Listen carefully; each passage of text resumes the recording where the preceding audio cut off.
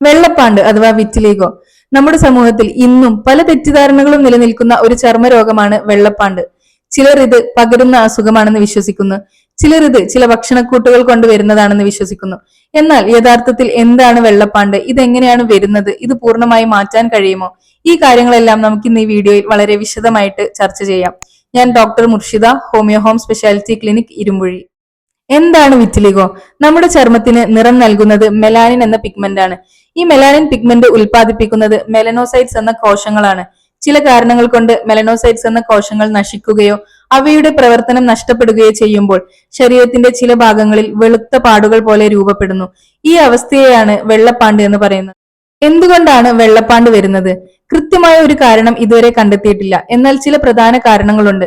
അതിൽ ഏറ്റവും ഇമ്പോർട്ടന്റ് ആയിട്ടുള്ള ഒന്നാമത്തേതാണ് ഓട്ടോ ഇമ്മ്യൂൺ പ്രശ്നങ്ങൾ.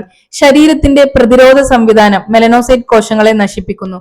രണ്ടാമത്തേത് പാരമ്പര്യം. കുടുംബത്തിൽ ആർക്കെങ്കിലും വിറ്റിലിഗോ ഉണ്ട് എന്നുണ്ടെങ്കിൽ സാധ്യത അല്പം കൂടുതലായിരിക്കും. മൂന്നാമത്തേത് മാനസിക സമ്മർദ്ദം, സ്ട്രെസ് ചിലരിൽ രോഗം വർദ്ധിക്കാനോ രോഗം തുടങ്ങാനോ കാരണമാകും. നാലാമത്തെ കാരണമാണ് സ്കിൻ ട്രോമ. സ്കിൻ ട്രോമ എന്നത് ചർമ്മത്തിൽ ഉണ്ടാകുന്ന മുറിവുകൾ, പൊള്ളലുകൾ ഇവയൊക്കെ മാറി അവിടെ സ്കാർ ഫോം ചെയ്ത് പിന്നീട് ആ ഭാഗങ്ങളിൽ വെളുത്ത പാടുകൾ രൂപപ്പെടുന്ന അവസ്ഥയാണ്. വെള്ളപ്പാണ്ടിന്റെ മറ്റൊരു കാരണമാണ് കെമിക്കൽ കോണ്ടാക്ട്. ചില രാസവസ്തുക്കളുമായിട്ട് നിരന്തരം സമ്പർക്കത്തിൽ ഏർപ്പെടുമ്പോൾ ആ ഭാഗത്തുള്ള സ്കിൻ മെലനോസൈറ്റ്സ് നശിക്കുകയും വിറ്റിലിഗോക്ക് സാധ്യതയുണ്ട്. ഇതിന് എക്സാമ്പിൾസ് ആയിട്ട് കൂടുതലായിട്ട് ഹെയർ ഡൈ യൂസ് ചെയ്യുന്നവര്, അതുപോലെ റബ്ബർ കെമിക്കലുകൾ യൂസ് ചെയ്യുന്നവര്, വ്യാവസായിക രാസവസ്തുക്കൾ കൂടുതലായിട്ട് ഉപയോഗിക്കുന്നവർക്കൊക്കെ ഇത് കണ്ടുവന്നിട്ടുണ്ട്. മറ്റൊരു പ്രധാനപ്പെട്ട കാരണം മറ്റ് ഓട്ടോ ഇമ്മ്യൂൺ അസുഖങ്ങളുമായിട്ട് ബന്ധപ്പെട്ടത് കണ്ടുവരുന്നുണ്ട്.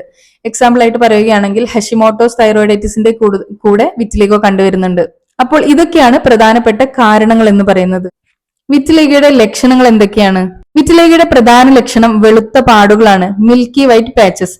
ഇതിന് കൃത്യമായിട്ടുള്ള ഡിഫൈൻഡ് ബോർഡേഴ്സ് ഉണ്ടാവും. വെള്ളപ്പാണ്ടിന്റെ പാടുകൾ സാധാരണയായി കൃത്യമായ അതിരുകൾ ഉള്ളതായിരിക്കും. അതായത് വെളുത്ത ഭാഗവും സാധാരണ നിറമുള്ള ചർമ്മവും തമ്മിലുള്ള വ്യത്യാസം വ്യക്തമായി കാണാൻ കഴിയും. അതുകൊണ്ട് തന്നെ ഇത് മറ്റു പല ചർമ്മ രോഗങ്ങളിൽ നിന്ന് തിരിച്ചറിയാൻ സഹായിക്കും. അതുപോലെ ഇതിന് ഒരിക്കലും ചൊറിച്ചിലോ അതുപോലെ സ്കെയിലിങ്ങോ പടലങ്ങൾ ഇളകി പോരുകയോ അതുപോലെ വേദന, നീരൊലിക്കുന്നത് ഇതുമായിട്ട് ഇങ്ങനെയുള്ള ഒരു ലക്ഷണങ്ങളും കാണിക്കില്ല. മുഖം, ചുണ്ടുകൾ, കണ്ണിന് ചുറ്റും, കൈവിരലുകൾ, കാൽവിരലുകൾ, മുട്ട്, കൈമുട്ട്, ജനനേന്ദ്രിയ ഭാഗങ്ങൾ, മുടി വെളുക്കുന്ന ഒരു അവസ്ഥ വരെ, അത് ല്യൂക്കോട്രിക്കിയ എന്ന കണ്ടീഷനാണ്.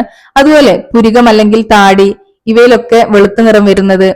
ഇതൊക്കെയാണ് പ്രധാനമായിട്ടും വിറ്റിലിഗോയുടെ ലക്ഷണങ്ങൾ എന്ന് പറയുന്നത്. രോഗനിർണയം, വിറ്റിലിഗോ ആണോ എന്നുള്ളത് എങ്ങനെ തിരിച്ചറിയാം?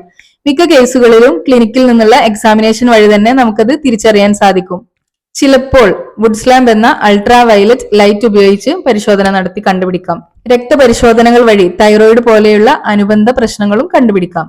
സ്കിൻ ബയോപ്സി സാധാരണ ആവശ്യമില്ല, സംശയാസ്പദമായ കേസുകളിൽ മാത്രമേ അതിന്റെ ആവശ്യം വരുന്നുള്ളൂ.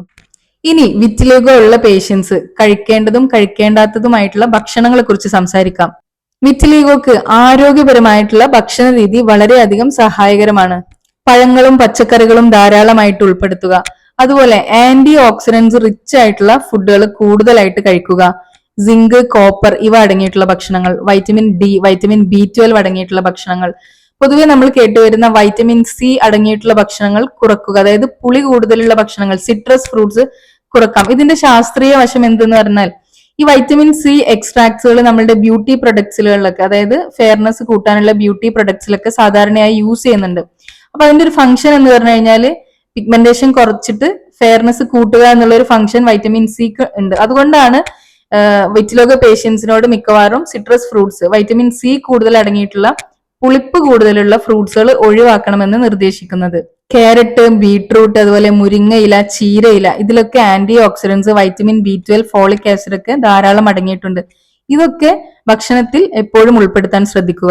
ഒമേഗ 3 ഫാറ്റി ആസിഡ്സ് അടങ്ങിയിട്ടുള്ള മത്തി, അയല, അതുപോലെ walnut, chia seeds, flax seeds അതായത് ചണ വിത്തുകളൊക്കെ നല്ലതാണ്.